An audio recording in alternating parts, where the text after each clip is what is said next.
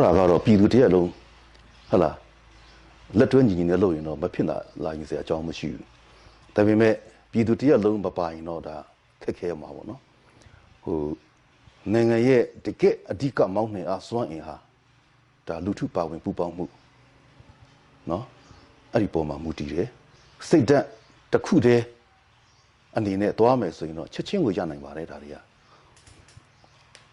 အဲ့တော့ကျွန်တော်တို့ကတပီလုံးအတိုင်းတာအနေနဲ့နိုင်ငံရေးဖြစ်ဖြစ်အတွေးခေါ်ဖြစ်ဖြစ်စိတ်ဓာတ်ဖြစ်ဖြစ်ဟလာတလုံးတဝရဲဖြစ်အောင်မောင်းနှင်ပေးနိုင်မဲ့ခေါင်းဆောင်ဟလာအဲ့ဒါကျွန်တော်တို့လူသိတယ်အဲ့လိုပဲမြင်ပါတယ်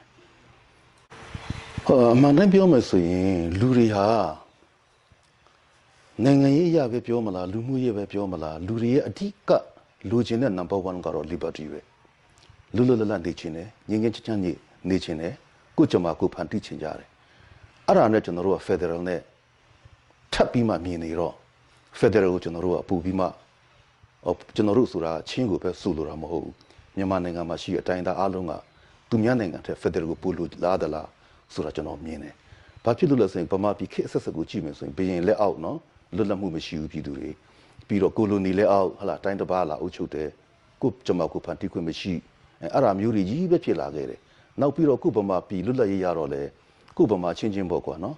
အဲ့ဒါအာဏာသုံးအုပ်ချုပ်တာမျိုးတွေတွေ့ရတယ်အဲ့ဒါကြောင့်ပြင်လုံးဟာ federal ပုံစံဖြစ်တယ်ဆိုတာလည်းကျွန်တော်တို့သိထားတယ်အဲ့တော့ federal မှာကိုယ်ပိုင်ပြဋ္ဌာန်းခွင့်ဟလာလွတ်လပ်ခွင့်တရားမျှတခွင့်ဒါတွေအားလုံး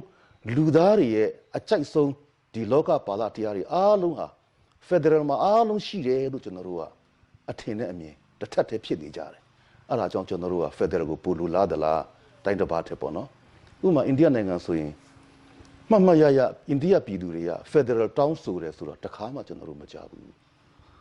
အဲ့ဒါကြောင့်မတူအိန္ဒိယနိုင်ငံသားနဲ့ဗမာပြည်နိုင်ငံသား federal လိုလားမှုအပေါ်မှာမတူဘူး